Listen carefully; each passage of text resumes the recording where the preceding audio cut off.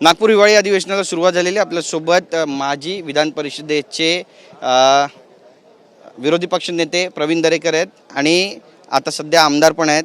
Sir, आता सध्या जे अधिवेशन सुरू झालेलं आहे, विरोधक आक्रमक होत आहेत. विरोधक म्हणत आहेत की आमचा आवाज दाबण्याचा प्रयत्न होतोय आणि एक आमदार असताना देखील विरोधी पक्ष नेतेपद दिलं गेलं. मात्र सरकारची मानसिकताच नाही आहे आणि सरकारला एक हाती सगळा कारभार करायचा आहे. मला वाटतं विरोधी पक्ष पूर्णपणे आत्मविश्वास हरलेल्या मनस्थितीत आहेत. त्याच्यामुळे सत्ताधारी पक्षाशी लढावं, जनतेच्या प्रश्नांवर त्या ठिकाणी आक्रमकतेनं काम करावं हे त्यांच्याकडून होत नाही. आणि मग त्या ठिकाणी अशा प्रकारचे इश्यू निर्माण करणं आणि त्याच्यावर संभ्रम निर्माण करत आपली राजकीय पोळी भासता येते का, अशा प्रकारचा केविलवाना प्रयत्न आहे. आता विरोधी पक्षनेता हा संख्याबळावर होत असतो.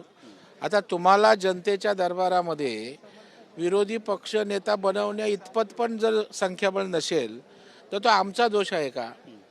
त्याच्यामुळे मला वाटतं की केवळ इमोशनल राजकारण करून सत्ताधारी पक्षाच्या बाबतीत लोकांच्या मनात संभ्रम निर्माण करायचा असाच त्या ठिकाणी प्रयत्न आहे. मला वाटतं त्यांनी विदर्भात अधिवेशन आहे, विदर्भाच्या प्रश्नावर त्यांनी बोलावं. सत्ताधारी पक्षाचं काय चुकत असेल निश्चितपणे तुमचा अधिकार आहे, त्या ठिकाणी बोलावं. आणि विरोधी पक्ष नेताच कशाला हवा आहे? मला आठवतं आहे छगन भुजबळ एकटेच त्या ठिकाणी विधानसभेत होते. एकटे छगन भुजबळ सभागृहामध्ये आक्रमकतेनं आपलं अस्तित्व लोकांच्या प्रश्नांवर लढताना याच महाराष्ट्रानं पाहिलं. त्याच्यामुळे रडीचा डाव विरोधकांनी खेळू नये.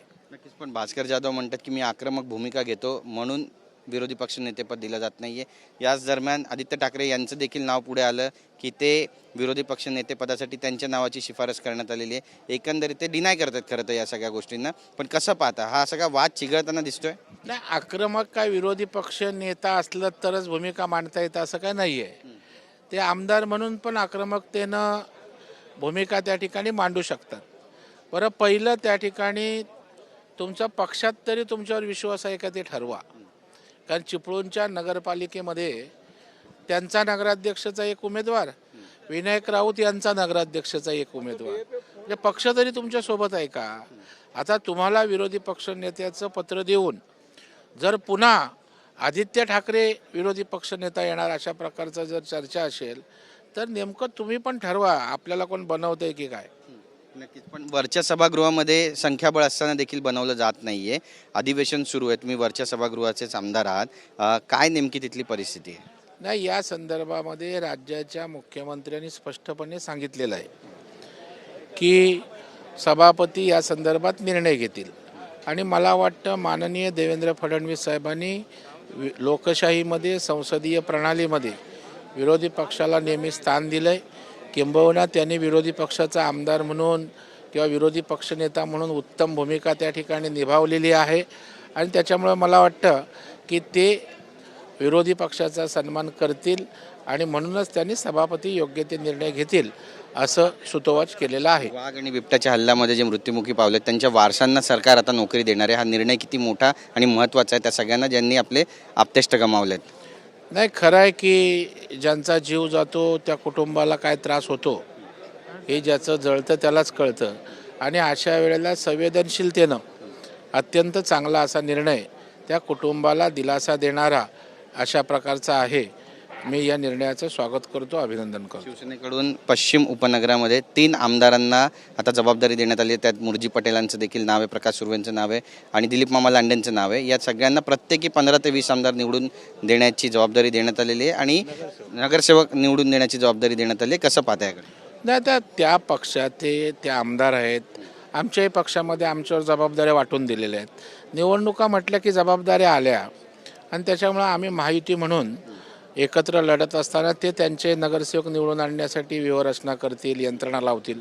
आम्ही आमचे नगरसेवक निवडून आणण्यासाठी व्यूहरचना लावू, यंत्रणा लावू आणि शेवटी महायुती म्हणून आमची रचना आणि यंत्रणा मोठ्या प्रमाणावर आम्हाला विजय मिळवून देईल अशा प्रकारचं चित्र आहे. विरोधक कुठेही आक्रमक दिसत नाही, आज पायऱ्यांवर सुद्धा आले नाही.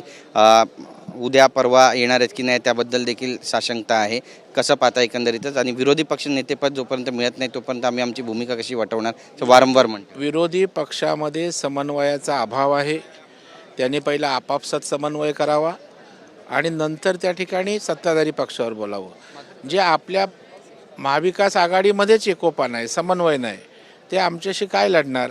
आणि मला वाटतं विरोधी पक्ष नेता आरडाओरडा करण्यापेक्षा प्रश्नांवर त्या ठिकाणी आपली भूमिका मांडावी. राज्यातील जनता पाहते आता नौटंकीचं राजकारण संपलंय, हे दुर्दैवाने यांच्या लक्षात येत नाही. काल विरोधी पक्षानं पत्रकार परिषद घेतली, यामध्ये शरद पवार यांच्या राष्ट्रवादीचे प्रमुख नेते दिसले नाहीत. त्यांचे नेते दिसले, परंतु जे दोन्ही सभागृहाचे आमदार नाहीत ते दिसले.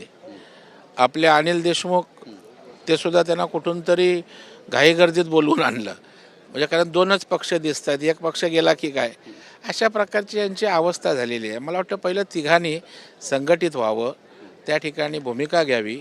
परंतु त्या तिघातच एक वाक्यता नाही तर आमच्या सरकारवर लढण्याचं बळ कुठनं येणार. पुनर्विकासाचा मोठा मुद्दा आहे, तुम्ही प्राधिकरणावर आहात आणि या अधिवेशनामध्ये सुद्धा जे प्रलंबित मुद्दे आहेत, विशेष करून काही अशा चाळी आहेत, काही असे प्रकल्प आहेत ज्या ठिकाणी 20-20, 25-25 वर्षापासून मुंबईमध्ये विकासच झाला नाही, त्या ठिकाणी सरकारची नेमकी भूमिका काय असणार आहे? नाही, यासाठी क्लस्टर डेव्हलपमेंट आहे, सेल्फ आणि क्लस्टर डेव्हलपमेंट आहे. मुंबईमध्ये अनेक रिडेव्हलप झालेल्या इमारतीमध्ये स्वयंपुनर्विकासाच्या माध्यमातून मोठी जागा त्यांना मिळते. आज त्याचं प्रमाण त्या ठिकाणी वाढतं आहे आणि प्राधिकरण करून आता हा मध्यमवर्गीयांच्या पुनर्विकासाचा प्रश्न सेल्फ डेव्हलपमेंटच्या माध्यमातून या ठिकाणी निश्चितपणे मार्गी लागणार आहे. धन्यवाद आमच्याशी बातचीत केल्याबद्दल. कॅमेरा पर्सन योगेश गुरवसह, गिरीश गायकवाड, TV9 मराठी, नागपूर.